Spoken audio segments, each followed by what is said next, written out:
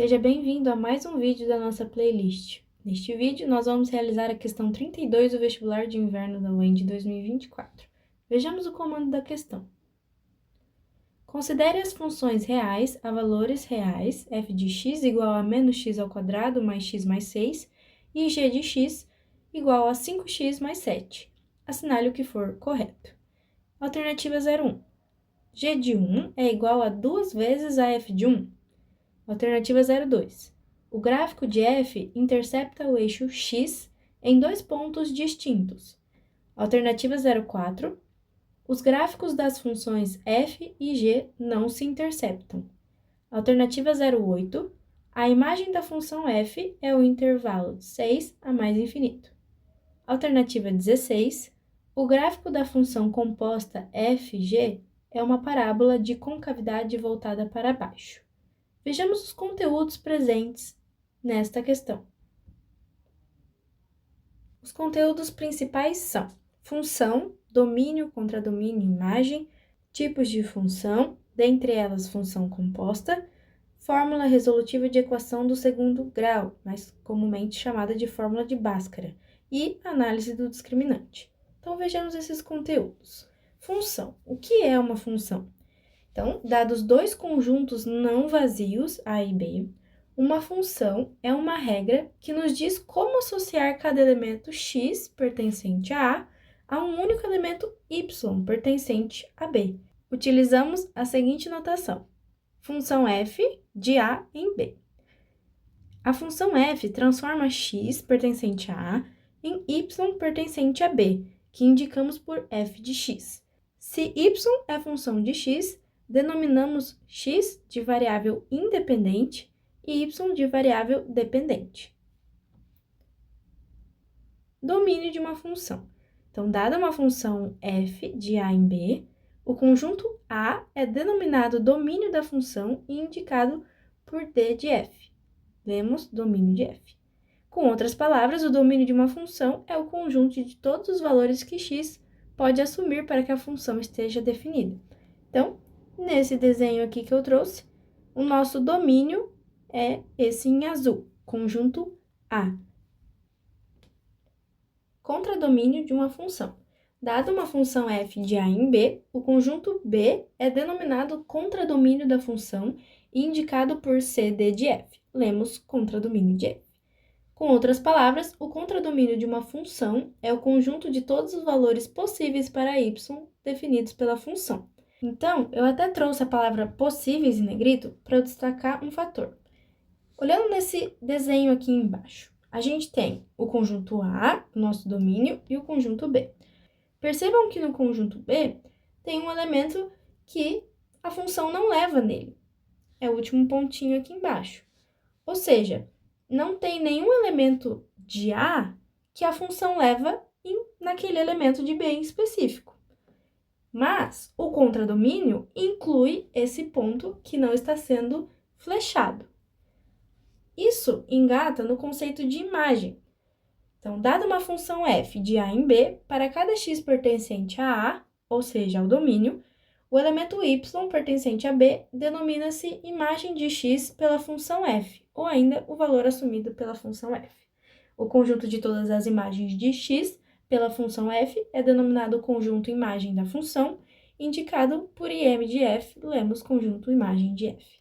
Com outras palavras, a imagem de uma função é o conjunto de todos os valores de y que a função realmente assume, novamente em negrito. Então, percebam agora que tem um pontinho, ou seja, tem um elemento de B que ele está até de outra cor para a gente destacar. Então, ele também não tem nenhum elemento de A que a função leva nesse elemento ali representado em preto no conjunto B. Então, esse elemento, ele não faz parte da imagem da função. Faz parte do contradomínio? Faz parte, mas não faz parte da imagem. A imagem é o conjunto de valores de y que a função realmente assume. Então, nesse caso ali, pintado de laranja. Então, o pontinho preto, ele não faz parte do conjunto imagem da função. Já os dois pontos laranjas, sim. Os tipos de função agora, mais em específico, o exercício nos traz o conceito de função composta.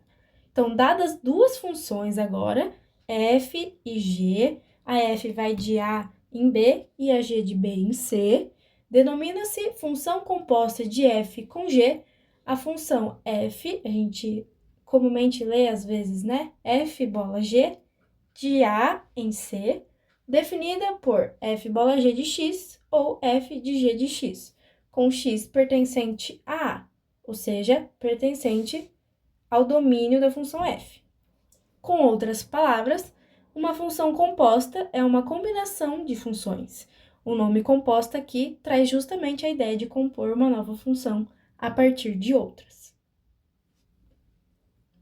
Fórmula resolutiva de equação do segundo grau, mais comumente chamada de fórmula de Bhaskara.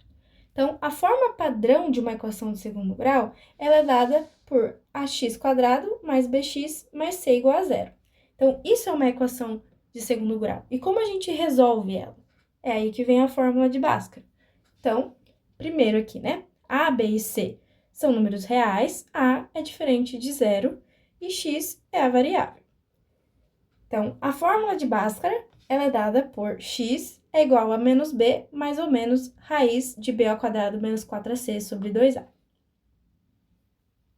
E ainda relacionado com a fórmula resolutiva de equação do segundo grau, a gente vai para a parte da análise do discriminante, mais conhecido como delta.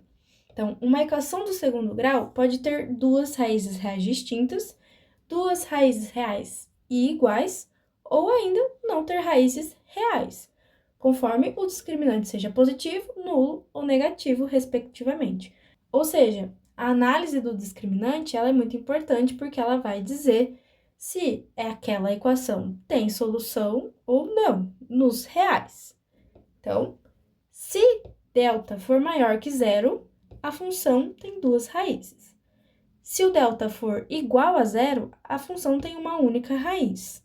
Se delta for menor que zero, a função não tem raízes reais. E eu fiz questão de trazer a palavra reais em letra maiúscula para indicar que, se o delta for menor que zero, a função não possui solução no conjunto dos números reais, mas ela pode sim possuir solução no conjunto dos números complexos. Isso não impede, se o delta for menor que zero, não impede ela de não ter solução em outro conjunto, por exemplo, o conjunto dos números complexos. Então, é sempre bom ressaltar que a função não tem solução no conjunto dos números reais, mas pode sim possuir em outro conjunto. Podemos calcular, então, esse discriminante da seguinte forma: delta igual a b ao quadrado menos 4ac. Se você analisar, é justamente o termo que está dentro aqui da raiz. Agora vamos para as alternativas. O que a alternativa 01 trazia para a gente? Ela perguntava se g de 1 é igual a 2 vezes f de 1. Então, primeiro, a gente precisa calcular quem é g de 1 e quem é f de 1. Então, substituindo x igual a 1 nas funções g de x e f de x, temos g de 1 é 5x mais 7, então, no lugar de x, a gente coloca 1. Então, é 5 vezes 1 mais 7. G de 1 é igual a 12. F de 1 é a função menos x² mais x mais 6. Substituindo 1 no lugar do x, a gente tem menos 1 ao quadrado mais 1 mais 6. Então, f de 1 é igual a 6. Como f de 1 é igual a 6, temos que 2 vezes f de 1 é 2 vezes 6, que é 12. Como g de 1 é igual a 2 vezes f de 1, que é igual a 12, a alternativa é verdadeira. Alternativa 02 perguntava se o gráfico de f intercepta o eixo x em dois pontos distintos. Então, a gente precisa fazer a análise do discriminante. Como a gente calcula o discriminante? b ao quadrado menos 4ac. b é 1, a vale menos 1 e c, 6. Então, 1 ao quadrado menos 4 vezes menos 1 vezes 6. 1 ao quadrado é 1, menos 4 vezes menos 1 é mais 4 vezes 6, mais 24. 1 mais 24, 25.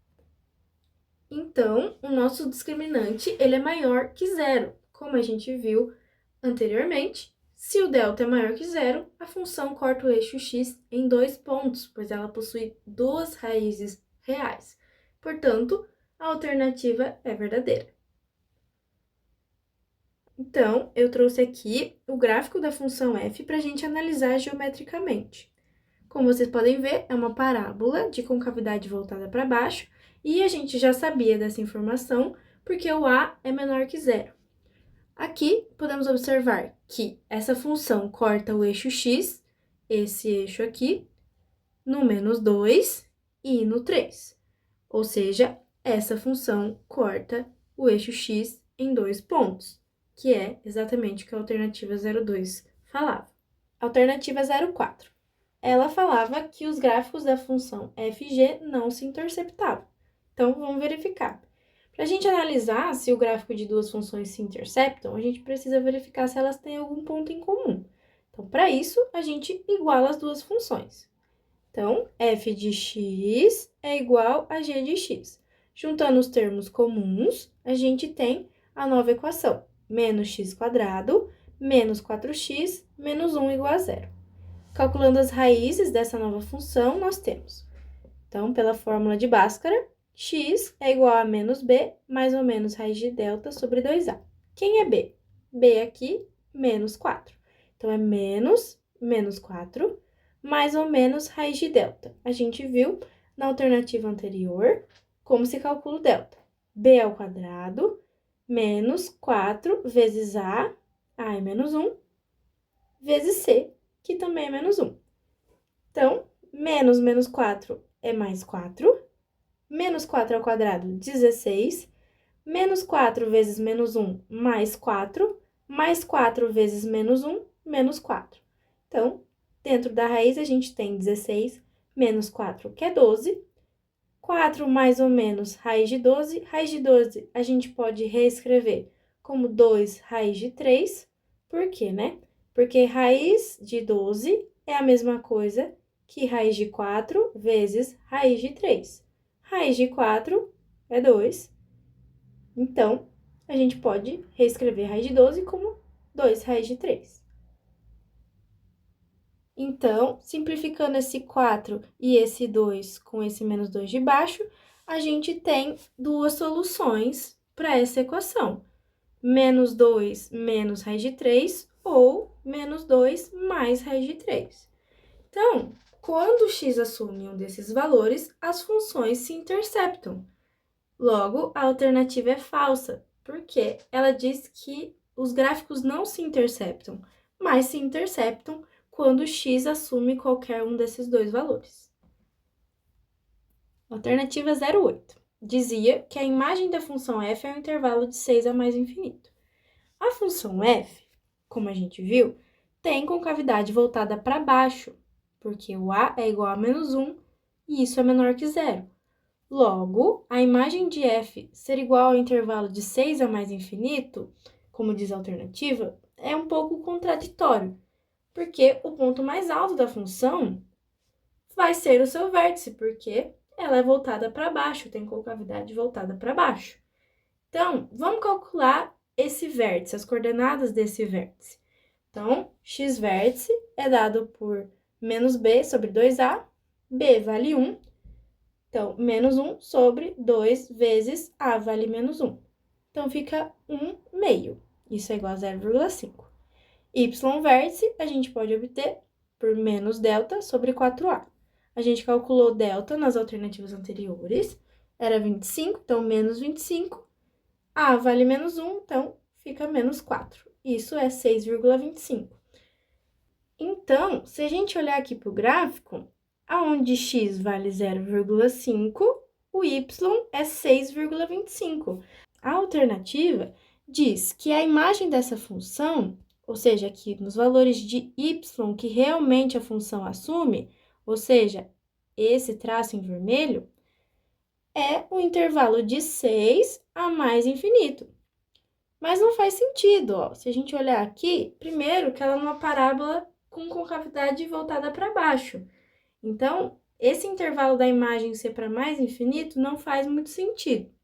Então, a gente tem que colocar, né, denotar o intervalo, onde começa A função determina. Então, a imagem realmente dessa função vem de menos infinito, esse gráfico ele continua, né? Que é só um print do gráfico por inteiro. Mas esse gráfico vem lá de baixo, ou seja, vem lá do menos infinito, e o ponto mais alto que ela atinge é o 6,25, que é a coordenada y do vértice da parábola que a gente calculou anteriormente. Então, como o ponto mais alto dessa função é o ponto 0,5 para x e 6,25 para y, a imagem de f é descrita, na verdade, pelo intervalo de menos infinito até 6,25 fechado.